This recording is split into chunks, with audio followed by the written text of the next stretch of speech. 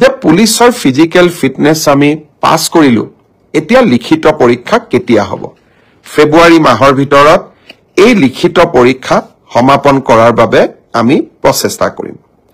বহুত লৰা ছোৱালীয়ে সুধিছে যে মামা এডিআৰই ৰিজাল্ট কেতিয়া দিব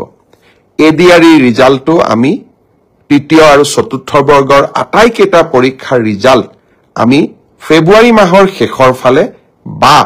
মাৰ্চ মাহৰ প্ৰথম সপ্তাহতে দিবৰ বাবে আমি চেষ্টা কৰিম ইতিমধ্যে এই গোটেই প্ৰচেষ্টাবোৰ আৰম্ভ হৈছে আৰু আমাৰ প্ৰচেষ্টা হ'ব যে নিৰ্ধাৰিত সময়ত এইবাৰ আমি প্ৰতিশ্ৰুতি দিয়া অনুসৰি ৩০,০০০ নিযুক্তি আমি যাতে সমাপন কৰিব পাৰো এইবাৰৰ এডিআৰই পৰীক্ষাক যদি আমি নিকা আৰু সম্পূৰ্ণ শুদ্ধ স্বচ্ছতাৰে কৰিব পাৰো তৃতীয় আৰু চতুৰ্থ শ্ৰেণীৰ নিযুক্তিও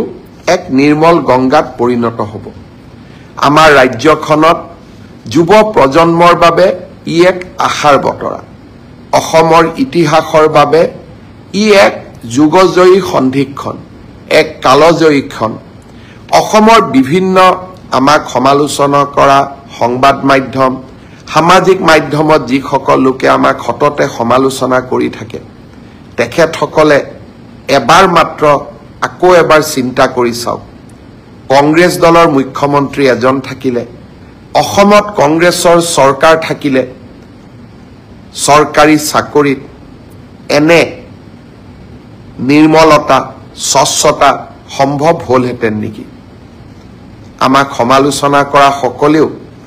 এটা মুহূৰ্তৰ বাবে কংগ্ৰেছৰ সেই শাসনকাললৈ মনত পেলাওক ডাঙৰ ডাঙৰ মন্ত্ৰী লৰা বিষয়াৰ লৰা ধনী আধ্যবন্ত পৰিয়ালৰ লৰা ছোৱালী 1 কোটি টকাৰ লৈ উপঢৌকন ৰাকেশ পালৰ দৰে ব্যক্তিৰ সৃষ্টি আৰু অসমৰ দৰিদ্ৰ মধ্যবিত্ত সমাজখনত অগাধ লুণ্ঠন এই কংগ্ৰেছৰ শাসনকালৰ স্বাক্ষৰ আছিল আজি আমাৰ শাসনকালত আমি সেই ব্যৱস্থাক প্ৰত্যাহ্বান জনালো সেই ব্যৱস্থাক আমি সফলতাৰে পৰিৱৰ্তন কৰিলো আৰু আজি সমগ্ৰ দেশেই স্বীকাৰ কৰিবলৈ বাধ্য হৈছে যে আজি অসমৰ চৰকাৰে অসমৰ ৰাইজে টকা পইচা নিদিয়াকৈ চাকৰি পোৱাৰ ব্যৱস্থা এটাক আদৰণি জনাইছে আৰু তাক আমি আনুষ্ঠানিক ৰূপ দিছো পৰীক্ষাৰ ফলাফল হল এইবাৰ এই পৰীক্ষাৰ ফলাফলত দুটা নতুন বৈশিষ্ট্য আছিল যোৱা কিছুদিন আগতে কেবিনেটত আমি এটা সিদ্ধান্ত লৈছিলো অসমৰ আটাইতকৈ আদিমতম আৰু আটাইতকৈ প্ৰাচীন জনগোষ্ঠী দুটাই আছিলে মৰাণ আৰু মটক যিকোনো কাৰণতে শৈক্ষিকভাৱে পিছপৰি থকা বাবে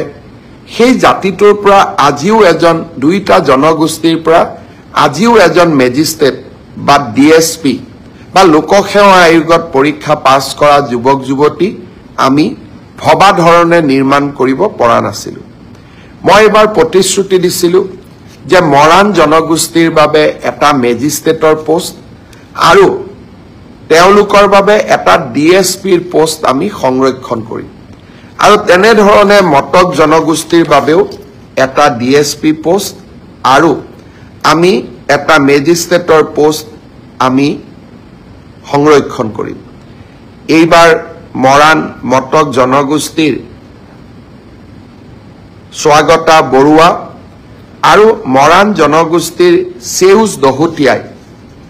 এই সংৰক্ষিত আসনত এছিএছত উত্তীৰ্ণ হ'বলৈ সক্ষম হ'ল ঠিক তেনেধৰণে মটক জনগোষ্ঠীৰ ত্ৰিনয়ন দত্ত আৰু প্ৰাচিত মৰাণ জনগোষ্ঠীৰ পৰা ডিএসপি পোষ্টত সংৰক্ষিত আসনত নিযুক্তি পাবলৈ সক্ষম হ'ল ইয়াৰ উপৰিও মটক জনগোষ্ঠীৰ 3 গৰাকী যুৱক যুৱতীয়ে সুস্মিতা বৰুৱা দিবাকৰ গোহাঁই আৰু ইন্দ্ৰাণী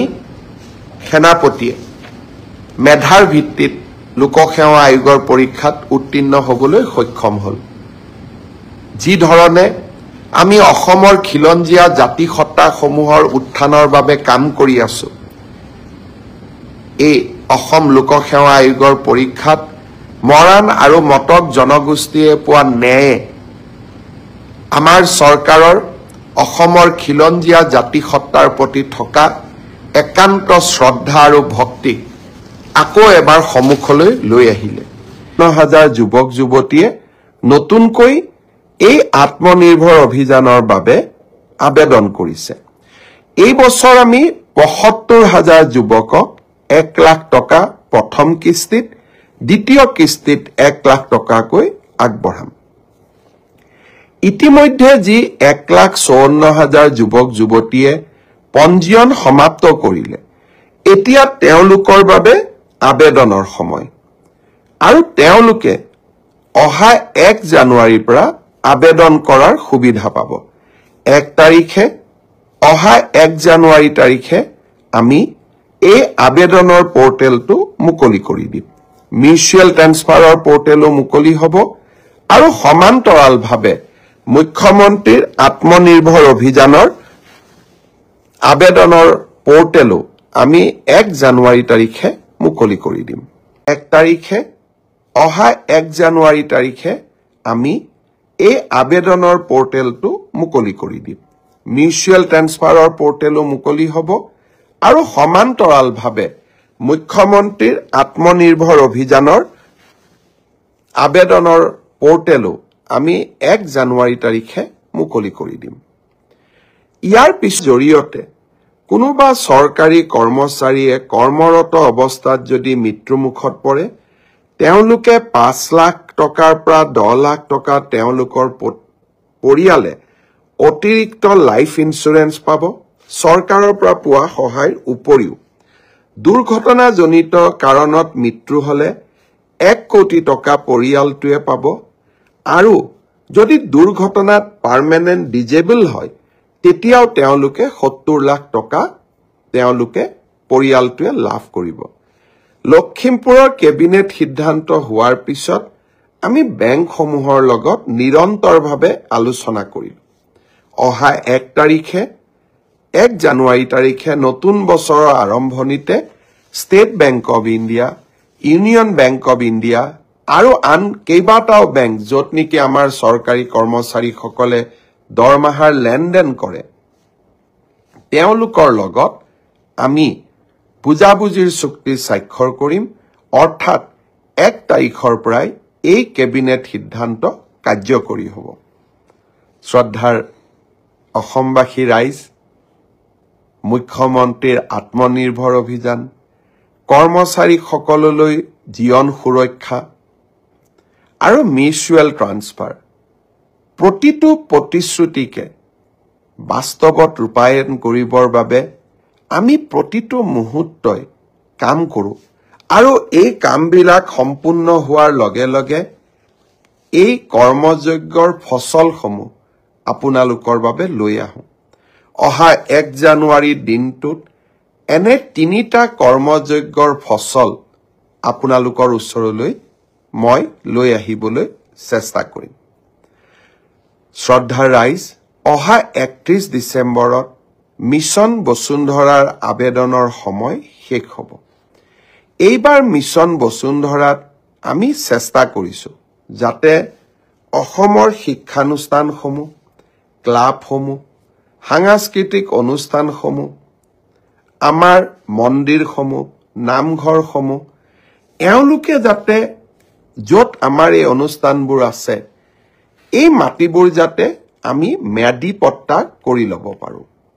তাৰ কাৰণে আমি কেবিনেটত সিদ্ধান্ত লৈছিলোঁ যে লগে লগে পঞ্জীয়ন